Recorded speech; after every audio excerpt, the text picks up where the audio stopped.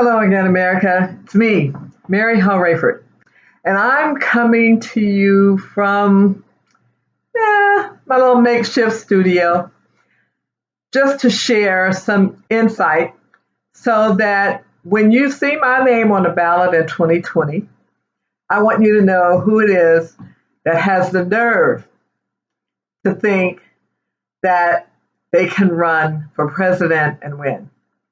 And I know I can win. I can win when every other everyday American stops and thinks about who it is that best knows the situations, the challenges, and the struggles of other everyday Americans. So today I want to talk a little bit about being a survivor or being a victim. I've been a victim of child molestation before I was 4 years old. And then at the age of 9, two teenagers, Watrina and Norma Jean Stevens, decided that they wanted to have some fun manipulating and intimidating a 9-year-old. Well, it worked when I was 9. I'm long past that, and it's no longer working. In fact, I don't know whether these two women are alive, and if they are, I hope they, at some point in time, see this video. And what you attempted to do to pacify your own teenage lust could have ruined my life. But I'm stronger than that. I've always been stronger than that. And I'm here to let you know I will be stronger than that. What you did would never keep me from the fate that awaits me. And I hope your life has been as miserable as you attempted to make mine. You see, because the only way people can get away with intimidating a child is by threatening them. And you did. And because I was a child, and because my mother trusted you, I knew she probably wouldn't believe me, so I never told until now. Unfortunately, my mother is no longer with us. But she was here when a man, when I was 12, threatened to rape me. He's no longer here. I don't know what happened to him.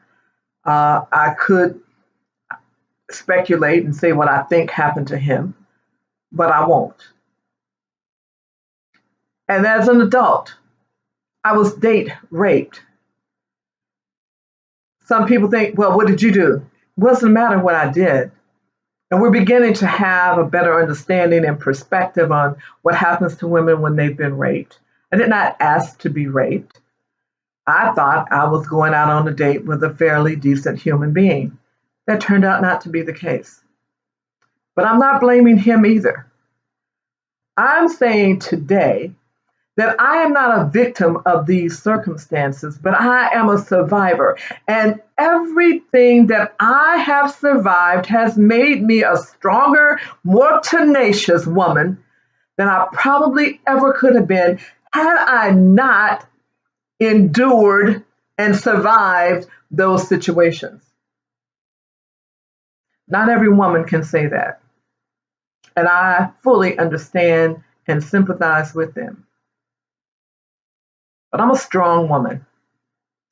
I've had to do some things some people may not have ever thought of doing. But I took care of my two beautiful children, my daughter and son. And as a result, I have 3 beautiful grandchildren that I love dearly. And I would probably not appreciate being in their lives right now had I remained a victim instead of a survivor. And again, I say this because you, America, need to know what type of person it is whose name is on the ballot. I have been an educator for a number of years, been in public service because teaching is public service. And I've worked for nonprofits. I have volunteered my time in the jails for 5 years. I volunteered at the VA hospital. I've just cared enough about people to want to help them to be the very best that they can be. And I know they can because I did. I did not reach this age without learning something about real life, real living among real people. No, I'm not a celebrity, not a career politician. In fact, this is my first endeavor into jumping off into the political arena. And I must say, I'm learning a lot rather quickly. So, what I would ask you to take away from this is to think deeply into your own heart. Think deeply about everyone else who's running for a political office, especially those who are running for president in 2020. Who do you think can best represent the everyday American? Is it a career politician, most of whom have forgotten about what it's like to be an everyday American? Or is it a celebrity who thinks that their celebrity status deserves some special treatment? I'm not talking about any individual in particular because I don't know who's running. All I'm saying to you is, as an everyday American, I understand the challenges, the struggles that most single mothers face, that men who can't take care of their children, what they feel, that those who have been in prison wrongly or rightly, but are trying to make the best of their lives and the rest of the time they have left on earth. I understand all of that. But I also understand this one thing. If we're ever going to make a difference in America, it has to be because we, everyday Americans, loved ourselves and our country and our fellow man and woman enough to get out and vote. We have to get out and vote. If we're not willing to get out and vote, make our voices heard, nothing else will ever matter. And I'm here running as a Democrat, encouraging you to vote blue down the ballot so that we can have what we need in Washington: Democrats in the House, Democrats in the Senate, and a Democrat in the White House. That's the only way change will ever come that will truly make a positive difference for most everyday Americans. Because for some reason, when people get into positions of power, they forget where they come from. Well, I'm a little bit different because I don't mind people reminding me where I came from. And I encourage every everyday American to stay in touch with me should I win, because I want to hear from you. I want to know what it is that you need and how the American government can help you. I want to know on a personal level what it's going to take to change life for you, not for me, because I don't have a personal agenda. I only plan to run for one term. Some people have teased me about two. I only plan to run for one. And the only reason that I only plan to run for one is simply because I know that there's so much confusion in both major political parties that it's going to take some time and space for people to straighten things out and figure out the direction they really want to go in. So I'm willing to fill in the interim for the Democratic Party to get it straight so all Americans can live the life we deserve. We certainly deserve better than what we have right now. We have, I can't even explain what it is we have, but I know we can do better because we are better people. And I want to see the very best of us represented in Congress and in the White House.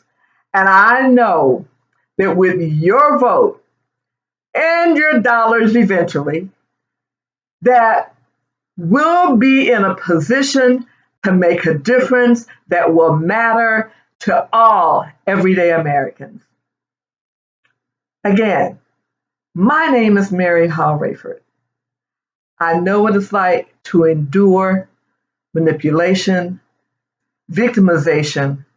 I know what it's like to suffer rejection because not everyone will accept me. And that's fine. I can handle that. In fact, I can handle just about anything anyone wants to throw my way. And I want you to know that I will be in the trenches fighting for you every step of the way. You, the everyday American.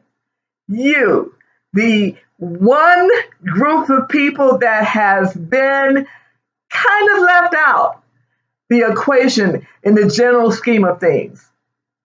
But together, not by myself, but together, we can make a difference in protecting our environment, a difference in taking care of the elderly, a difference in taking care of our veterans, a difference in taking care of education and healthcare for all. All these things together, we can make it happen. I hope you agree with me. And as you can tell, this is part of my exploratory time in running for president. I have not officially declared being a candidate because I'm waiting to hear from you. I'm waiting to see what it is you want to see happen in Washington, D.C. that affects us nationwide.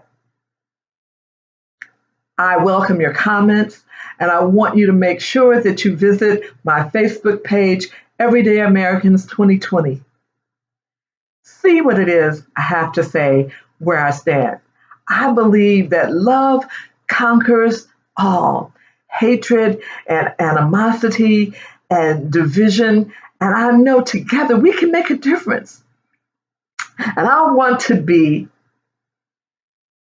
in the lead, part of that group that listens to all everyday Americans so that we can make that difference.